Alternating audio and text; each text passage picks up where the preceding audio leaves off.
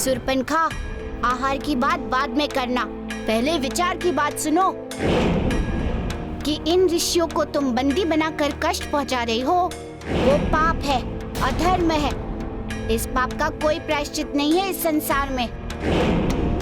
इसीलिए तुम्हारा हित इसी में है कि तुम अधर्म का मार्ग त्याग दो। वानर बालक, तुम क्या सोच रहे हो? तुम प्रवचन देकर, मुझे उपदेश देकर अपने जीवन की रक्षा कर लोगे? तो त्याग दो अपने ये विचार और आ जाओ मेरी शरण में। शूर्पणखा, तुम मुझे गलत समझ रही हो। मैं तुम्हें उपदेश नहीं दे रहा हूँ और ना ही मैं तुमसे भयभीत हूँ कि अपने जीवन की रक्षा के लिए तुम्हारे विचार परिवर्तन करूँ। मैं जो कह रहा हूँ वो सत्य कह रहा हूँ और धर्म संगत बात ही कह रहा हूँ। इन ऋषियों को तुम्हारे द्वारा जितना ही कष्ट पहुँचेगा, तुम्हें उससे कहीं अधिक कष्ट भोगना पड़ेगा। और पापों का कष्ट बहुत दुखदायी होता है शूर्पणखा। इसीलिए तुमसे कह रहा हूँ कि धर्म का कार्य कर अपने पापों का प्रायश्चित करना शुरू कर दो। यदि तुम सच्चे मन से अपने पापों का प्रायश्चित करोगी तो निश्चित जानो तुम अपने पापों से मुक्त हो जाओगी। वानर बालक, तुम्हारी बातें लोक लुभावन तो अवश्य है, परंतु उसका प्रभाव इस शूर्पणखा पर नहीं पड़ने वाला। मेरा धर्म और धर्मियों का नाश है, इसके अतिरिक्त और कुछ भी नहीं। शूर्पणखा, इसमें दोष तुम्हारा नहीं है, दोष है तुम्हारे वंश का, तुम्हारे कुल का। कदाचार पर चलने वालों का वंश भी तो कदाचार ही होगा। वानर बालक, इसके आगे एक शब्द भी मत बोलना। यदि तुम्हारे सदाचार में इतनी शक्ति होती तो ये ऋषि मेरे वश में नहीं होता और मेरे हाथों अपने वध की प्रतीक्षा ना कर रहा होता। अब देख कि तेरे सामने इस ऋषि का वध करके मैं कैसे सुख को प्राप्त करूंगी। मेरे इतना समझाने के बाद भी? जब बातें इतनी निरर्थक हो तो समझने की भूल नहीं करनी चाहिए।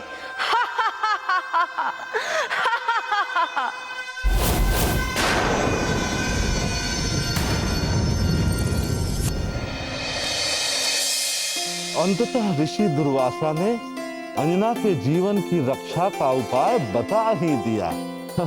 और मुझे पूर्ण विश्वास है कि महाराज केसरी के तप, त्याग और प्रेम से अंजना की मृत्यु को टाला जा सकता है।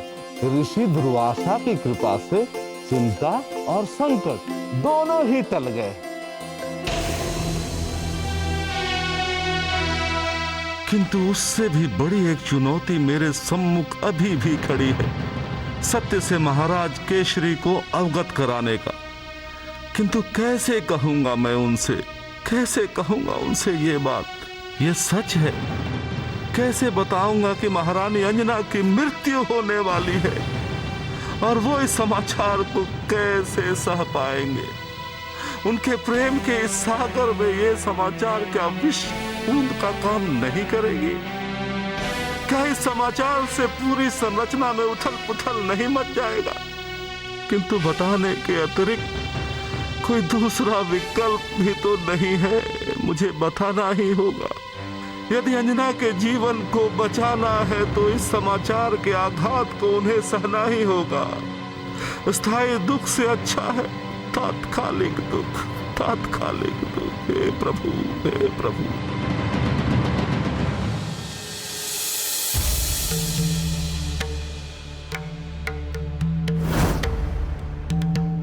शूर्पणखा, मैं तुम्हें अंतिम बार कहता हूँ, इस ऋषि को छोड़ दो। इस पाप कर्म से मुख फेर लो। इस अधर्म को करके अपने जीवन में दुख को निमंत्रण मत दो। मैं तुम्हारा शत्रु नहीं, हितैषी हूँ। बस वानर बालक, बस। बहुत बोल लिया तुमने और बहुत सुन लिया मैंने।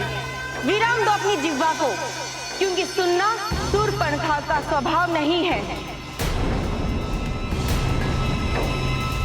तुम क्या चाहते हो? यही ना कि मैं इस ऋषि को छोड़ दूं, ना मारूं? हाँ, तो जाओ, छोड़ देती हूँ। धन्यवाद। किंतु एक शर्त है।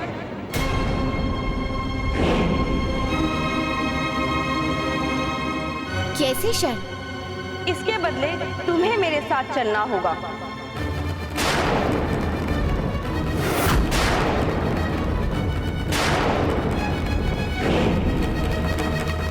कहाँ? मेरे भाई खरदूषण के पास।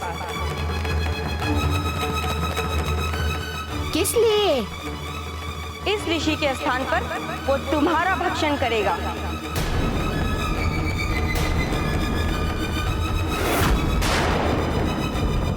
नहीं, तुम इस बालक को कुछ नहीं करोगी। मुझे ले चलो, मुझे मार दो। वैसे भी अब मैं जीवित रहकर क्या करूंगा?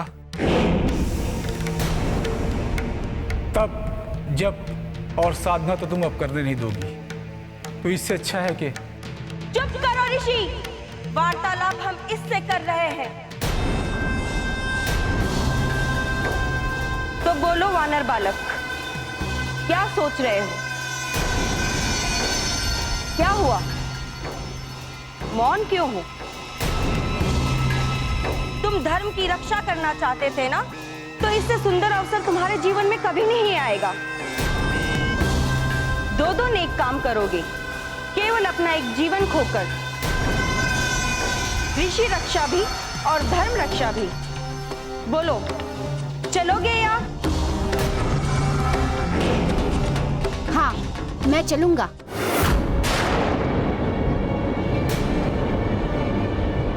यदि तुम्हारी यही इच्छा है तो यही सही। चलो। वानर बालक, ये तुम क्या कह रहे हो? ये तुमने क्या किया? कैसी स्वीकृति दे दी? इन असुरों का कोई चरित्र, कोई आदर्श, कोई सिद्धांत नहीं होता है। ये केवल छल करना जानते हैं, परपंच और षड्यंत्र रचना जानते हैं, अच्छे लोगों को कष्ट देना चाहते हैं। इसलिए तुम यहां से भाग जाओ। भाग जाओ बालक, भाग जाओ यहां से। आप चिंतित ना हो ऋषिवर। छल, माया, षड्यंत्र कुछ भी हो, धर्म से कभी भी नहीं जीत सकता। सुरपनखा, चलो।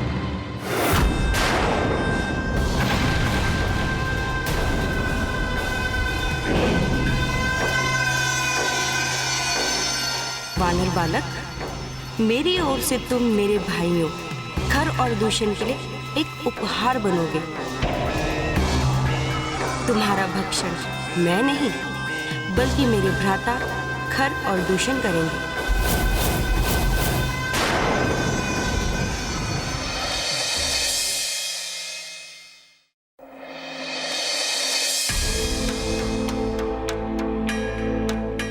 आश्चर्य की बात है कि अंजन प्रदेश में कोई नहीं। मुझे अभी ऐसा बोध हो रहा है कि मुझे अंजना का अनुरोध स्वीकार कर लेना चाहिए था और उसके साथ किष्किंधा चले जाना चाहिए था। तो इतना अकेलापन नहीं लगता। अंजना के बिना ये महल नहीं, अपितु किसी की समाधि लग रही है। उसके बिना जीवन की कल्पना नहीं कर सकता। वो मेरी सबसे बड़ी शक्ति है, मेरा सबसे बड़ा धैर्य है। वही मेरी सब कुछ है। उसके बिना मैं कुछ भी नहीं हूं, कुछ भी नहीं हूं। यदि इस राज्य का कार्यभार ना होता तो अवश्य मैं उसके साथ किष्किंधा चला जाता।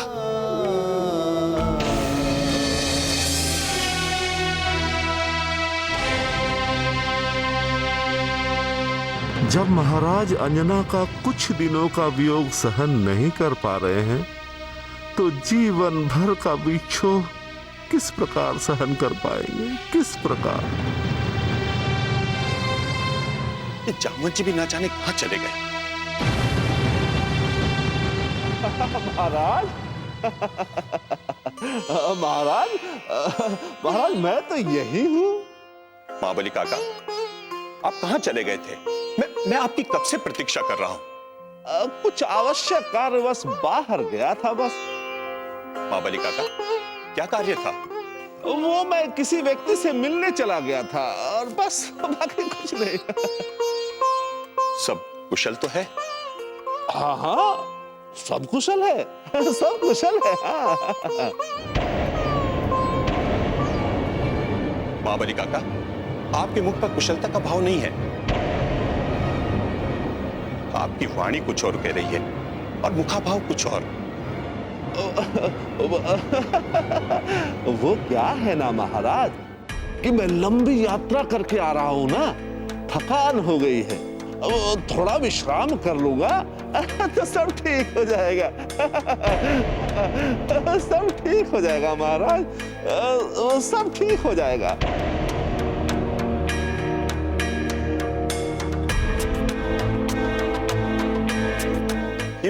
ये महाबली काका को क्या हो गया है? इतने वर्षों बाद मिले और ठीक से बात भी नहीं की। अवश्य कोई गंभीर चिंता की बात है जो महाबली काका हमसे छुपा रहे हैं। उसका पता करना होगा।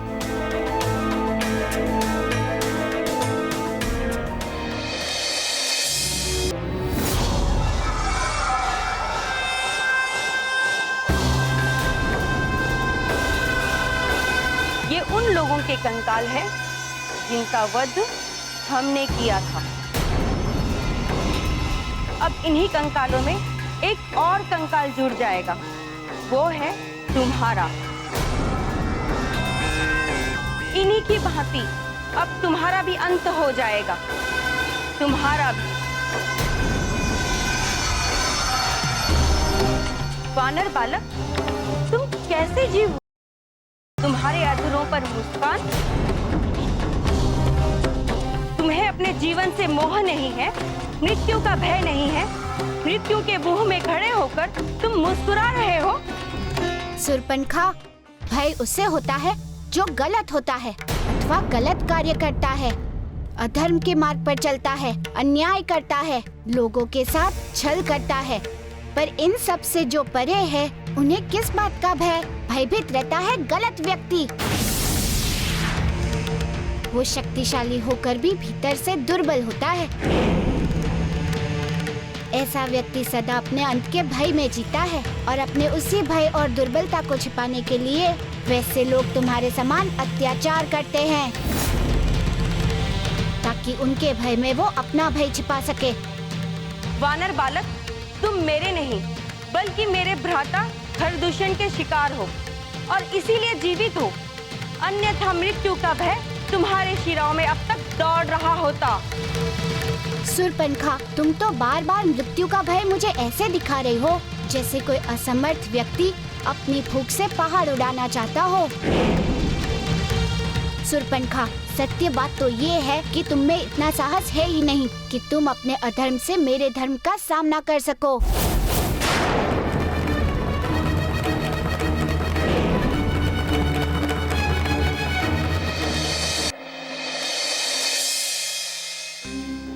हे परमपिता, मैं क्या करूं? इतने दिनों के बाद अपने मित्र महाराज केसरी से मिलने के बाद भी उनसे दृष्टि मिलाकर बात करने का साहस नहीं कर सका, उनसे अपने मन की बात नहीं कर सका। और इसका कारण एक ही है, जिस सत्य को मैं जानता हूं उस सत्य से वो अनभिज्ञ है। महाराज केसरी तो अपनी पत्नी अंजना से कुछ दिनों का ही विछोह सहन नहीं कर पा रहे हैं, फिर उनकी मृत्यु के सत्य के समाचार को कैसे सहन कर पाएंगे? मैं कैसे बताऊं इस सत्य को? पति और पत्नी एक दूसरे के पूरक होते हैं। इस नाते यदि पत्नी के जीवन पे संकट है तो पति की आयु के द्वारा उस संकट को टाला जा सकता है। हाँ, एक मार्ग है। ऋषि दुर्वासा ने जो अंजना की मृत्यु की रक्षा के लिए मार्ग बताया था, हाँ, वो बात कहूंगा तो अंजना की मृत्यु का सत्य उतना असहनीय नहीं होगा, किंतु उसकी संभावना भी तो क्षीण है। अंजना की मृत्यु की रक्षा की क्रिया में पुत्र केसरी के प्राणों का संकट है। मैं किसी भी स्थिति में ये बात नहीं बता सकता। ये सत्य बताना उचित नहीं होगा, नहीं होगा उचित। क्यों नहीं बताएंगे महाबली काका? क्या छुपा रहे हैं मुझसे आप? महाराज आइए आइए आइए, पधारिए पधारिए। मैं आप ही के बारे में सोच रहा था महाराज, आप ही के विषय में सोच रहा था। महाबली काका, आप मेरे विषय में क्या सोच रहे थे?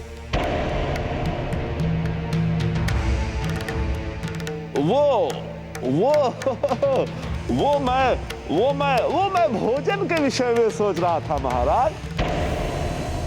अभी भोजन का समय हो गया है ना, तो मैं सोच रहा था आपको भोजन के बारे में बताऊं कि नहीं बताऊं। तब तक आप स्वयं ही यहाँ आ गए महाराज। आइए आइए, भोजन करते हैं महाराज। आइए आइए आइए आइए।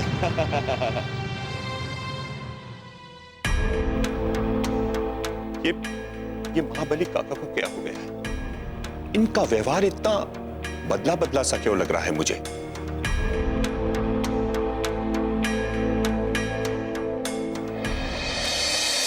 सुरपंखा, अधर्म के जीवन में शांति नहीं, अशांति ही है, क्रोध है। वही क्रोध जो इस समय लावा बनकर तुम्हारे शरीर में बह रहा है। क्रोध प्राणी का सबसे बड़ा शत्रु होता है। वो उसी को मारता है जो उसका स्वामी होता है। क्रोध मनुष्य के विवेक को जला देता है, उसे विनाश के पथ पर फेंक देता है। और धर्म तो इससे विपरीत है। धर्म में चिर शांति है, सौम्यता है। धर्म सुख शांति का वाहक है। तुम यदि धर्म का पालन करोगी तो धर्म तुम्हारे जीवन में सुख और शांति लेकर आएगा, पापों का नाश करेगा। इसलिए धर्म का अनुसरण करना प्रारंभ करो। वानर बालक, बंद करो अपना प्रवचन। वानर बालक, बंद करो अपना प्रवचन। यदि एक शब्द भी बोले तो अपने इस खड्ग से मैं अभी तुम्हारा अंत कर दूंगी। सुरपंखा, मुझे चिंता अपने अंत की नहीं है, मुझे चिंता है तुम्हारे अंत की।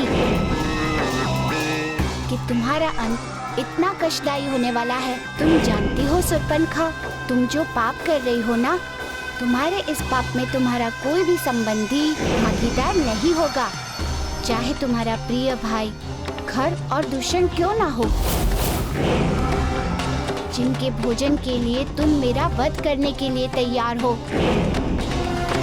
आपकी अग्नि में प्राणी को अकेले ही जलना होता है सुरपंखा।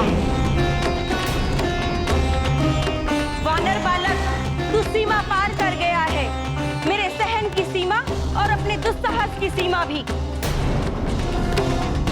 अब तो मुझे तभी चैन आएगा जब मैं तुम्हारी हत्या कर दूंगी। किंतु उस पवित्र काम में अभी तनिक विलंब है, क्योंकि मुझे अपने भाइयों के स्वागत के लिए जाना है। आने के बाद मैं तुम्हारा स्वागत करूंगी, वो भी अपने इस खड्ग से।